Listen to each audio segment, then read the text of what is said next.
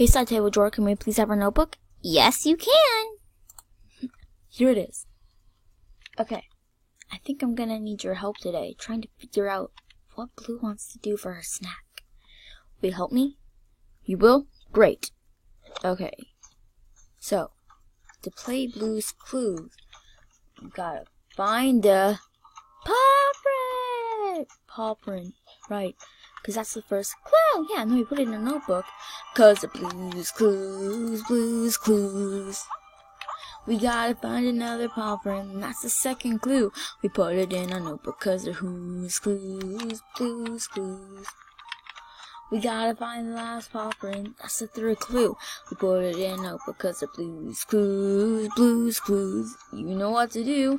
Sit down in a thinking chair and think.